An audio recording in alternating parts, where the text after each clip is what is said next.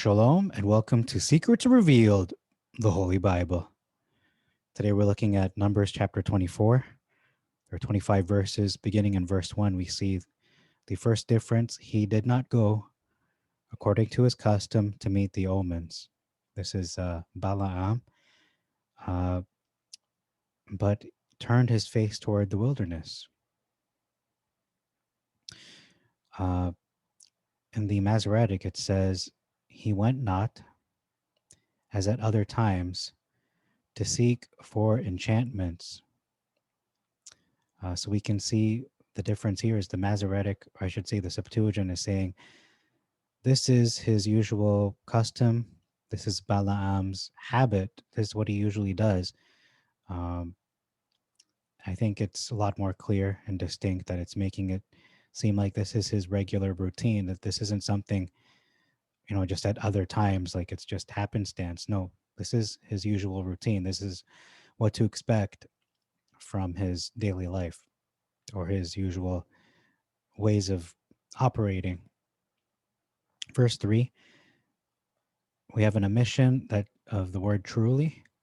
The man who truly says, uh, that's an important distinction because he's not just one who speaks, but he's one who speaks the truth. So that's an important thing. He truly says. And then verse 4, the oracle or the communication, divine communication of the mighty one, who saw a vision of Elohim in sleep. His eyes were opened.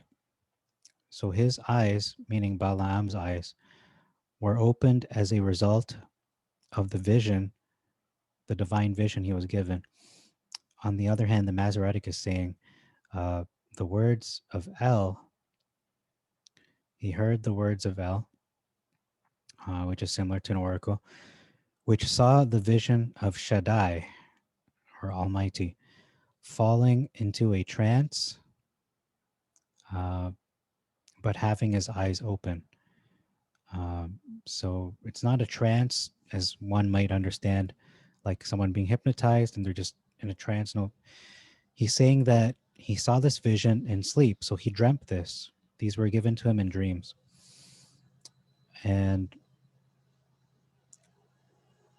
But it says his eyes were open. So he's either sleeping with his eyes open, but there's some way to explain it. In any case, his eyes are open at the same time. Verse 6, as the shady groves and as gardens by a river, and as tents which Elohim pitched, versus as the valleys are they spread forth, as gardens by the riverside, as the tree of Lin or Ligan aloes, I think it's Lin aloes, which Yah has planted. So we can see there's two differences here. Instead of shady groves, they are valleys in the Masoretic, and instead of tents, it's saying that they're gardens instead of tents. Makes more sense for them to be tents because that's what they dwell in. It says, and your tents, Israel, not tabernacles either. So, but it's a similar wording anyway, with tents, tabernacles, dwelling in tents, dwelling in tabernacles. That's why I didn't point it out. But it's pointing back to verse 5 in this verse. And then cedars by the waters instead of Lin aloes. I think cedars are bigger than aloes. And then looking at verse 7, the whole verse is a big difference. So let's look at this verse. There shall come a man out of his seed, Israel, and he shall rule over many nations. Sounds like the Messiah. And the kingdom of Gog shall be exalted, and his kingdom shall be increased. So it sounds like the Messiah's kingdom will be increased. Verses, he shall pour the water out of his buckets. Okay, I'm not sure where they're getting that. And his seed shall be in many waters. Okay, it sounds like it's talking about Israel. And his king shall be higher than Agag, and his kingdom shall be exalted. So this is a messianic verse. I have to point that out. This is a messianic verse. Let me type it in my notes. This is a messianic verse. No wonder they censored it because it's speaking of Joshua, the anointed one of Yeshua, HaMashiach. He has been censored again, once again, ladies and gentlemen. I'm going to say is a massive difference. And not only is it saying Gog shall be exalted, but in the Masoretic, it's saying, well, his king shall be higher than Agag, and his seed in many waters. It sounds, if you understand seed in scripture, it's man's sperm. That's what it means. So he's saying his sperm will be in many waters. Doesn't make sense. No, it's talking about the man coming from his seed. The prophecy that was made in Genesis, talking about a seed will be raised up that will be enmity against Satan, basically. Okay, moving on to verse 8. Elohim led him out of Mitzrayim versus brought him forth. And he shall drain their marrow versus he shall break their bones. Okay, similar, but draining the marrow sounds a little more,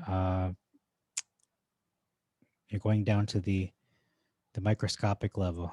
You're really, really breaking them from within. Okay, let me just minimize this window. And next is verse 10. Decidedly, right at the end, decidedly blessed him this third time versus altogether blessed them. So he made a decision. Uh, you've decided to bless him this third time. So you can see that Bala or Balak is putting the responsibility, the accountability on Balaam, that you're the one who did this. And then verse 13, Balaam is responding to Bala or Balak, I shall not be able to transgress the word of Yah to make it good or bad by myself. Whatsoever things Elohim shall say, them will I speak. So he's pretty much being emphatic here. I have to do this. I'm not going to break the commandment, and I shouldn't.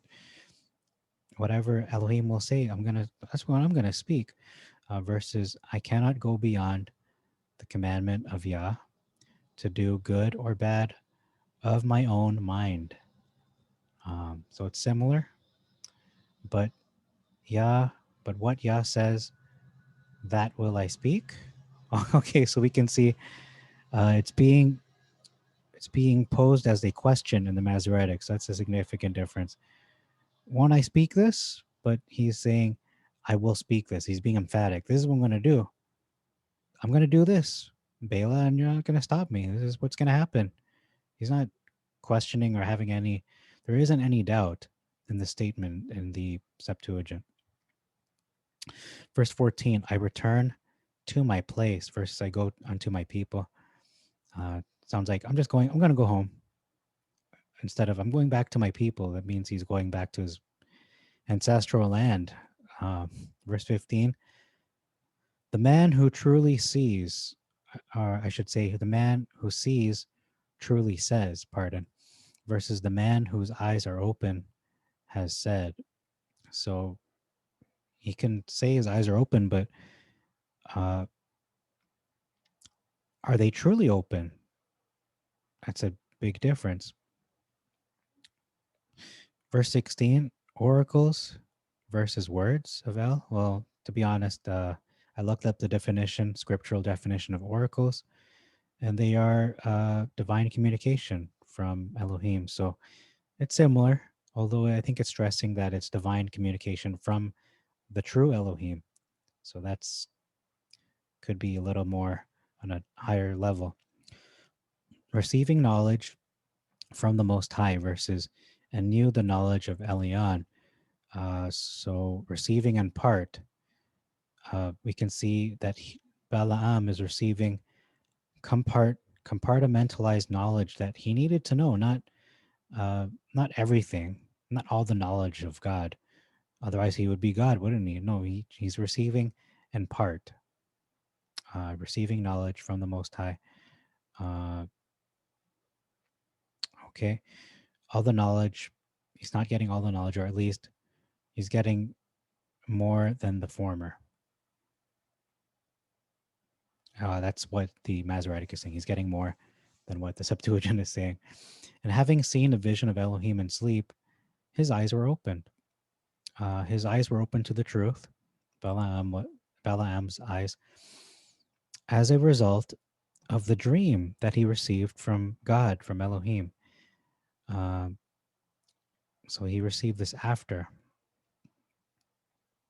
Um, his eyes were open after receiving the vision. He didn't understand it maybe at the time, but after he awoke, then he could make sense of it. Because you can't have knowledge if you have not received it. So he received it, and then he's processing it or is able to understand it in whatever way that happens. Verses which saw the vision of Shaddai falling into a trance but having his eyes open.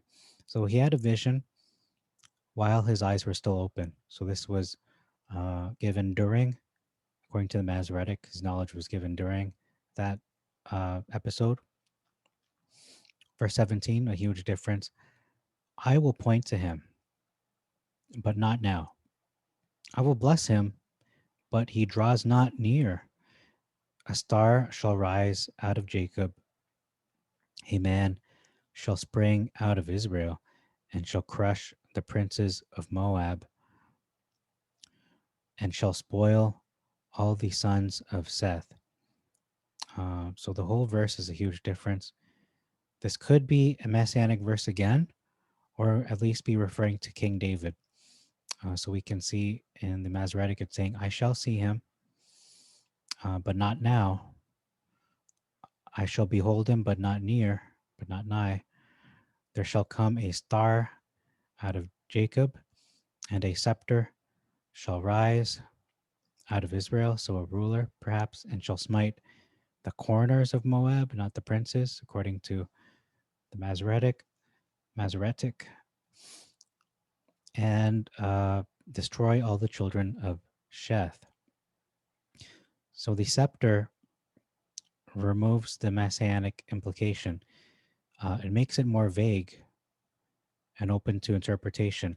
This could be a ruler or a kingdom, a dynasty, even, or a succession of dynasties, not a single individual, uh, because there's a prophecy that says the scepter shall never depart. Uh, but this is saying a man shall spring out of Israel. This is one person, a single individual. Again, it could be King David, it could be the anointed one, Joshua. Verse 18, inheritance versus possession, which is something you hold on to and perpetually pass on to your descendants, an inheritance. Possession could be something you own, but can be taken away, meaning there are no rights to inheritance. So that's a distinction there, an important one. And Esau versus Seir. Anyhow, Seir was a land given to the descendants of Esau. So those two are connected. And verse 19, an addition is that he that shall have dominion. It doesn't say that in the original Septuagint. 20, yet his seed shall perish. Yet his seed shall perish. Verses, but his latter end shall be that he perish forever. Some finality there in the Masoretic. In verse 22, And though Beor should have a skillfully contrived hiding place, the Assyrians shall carry thee away captive. Versus, nevertheless, the Kenite shall be wasted, meaning damaged, destroyed, or killed, until Ashur shall carry thee away captive. Um, so you don't see any mention of the Kenite in the Septuagint. It's talking about Beor, although Beor should have a skillfully contrived hiding place. Uh, Moving on, you cannot carry away captive someone if they are dead. Okay, yeah, that's a good point. How do you carry anyone away if they're destroyed, if they're wasted? So the Septuagint is making a lot more sense once again. Verse 23, an omission, and he looked upon Og. This is the uh, Balaam. Sorry, I keep saying Balaam. Balaam looked upon Og. So it doesn't say that he looked upon Og in the Masoretic. And 24, and one shall come forth from the hands of the Scythians or Chittians, and shall afflict Ashur, and shall afflict the Hebrews, and they shall perish together. A big difference here in the Masoretic. It says, and ships shall come forth, shall come from the coast of Chittim, and shall afflict Ashur, and shall afflict Eber, which are the Hebrews, and he also shall perish forever. So we can see the Septuagint is saying they shall perish together, meaning the uh, Ashur and the Hebrews. So they're going to perish from the hands of the Chittians.